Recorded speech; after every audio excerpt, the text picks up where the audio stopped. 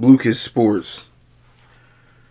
According to the boxingnews24.com, Devin the Dream Haney says that Teofimolopez is not that guy at 140. And by Brian Lopez, Devin Haney says Teofimolopez is not the guy at 140 despite his recent victory over former undisputed light welterweight champion Josh Taylor. Devin Haney, who's 30-0, feels that WBC champion Regis Prograis is number one fighter in the 145-pound division. The 140-pound division. So he's negotiating a fight with him. Those two still don't have a date yet, but it's supposed to be in October.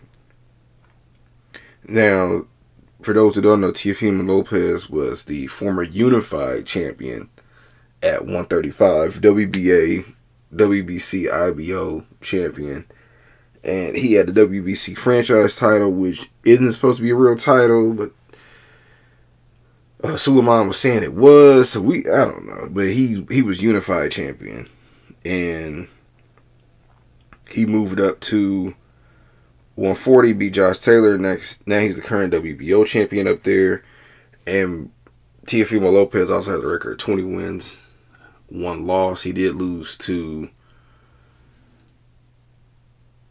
my Australian guy, the one that Devin Haney beat twice. Why am I drawing a blank, y'all?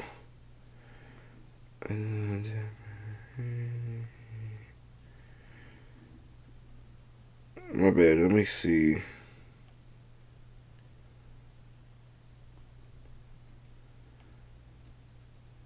Kambosos, I'm sorry, I'm tripping. He fought Kambosos twice in Australia, and Devin Haney beat Kambosos twice because Devin Haney was the WBC champion, and Kambosos had all the other belts, but they fought in Australia twice. Devin Haney did a dominant performance twice over there, so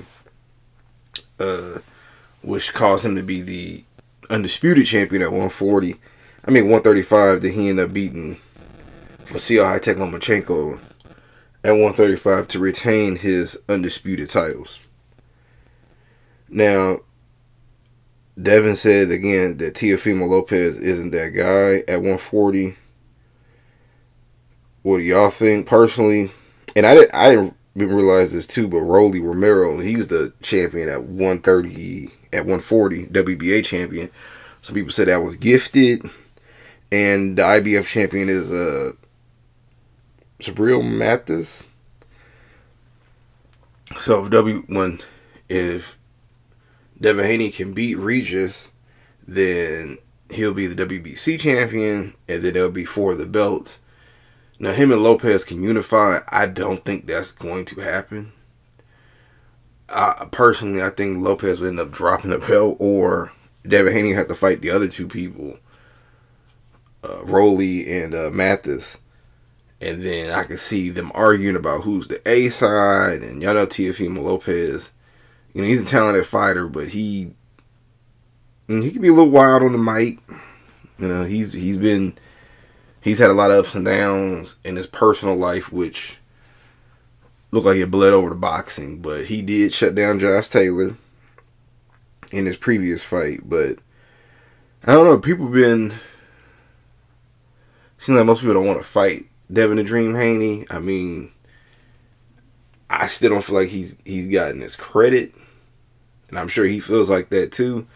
Like I said, now he moved up to 140. He's a fresh start. Now, I know he's a champion in recess at 135, but is he going to go for the WBC? But is he going to go back down? I don't know. We'll have to wait and see. But when they get it on in October, him and Regis, I think that's going to be a heck of a fight. And then if Devin Haney can get that, whoo, you're even undisputed, and now you're the WBC champion at 140. And like I said, he's a young guy. I think Devin Haney's, 24, 25? So he's still got a long way to go. His body's still growing.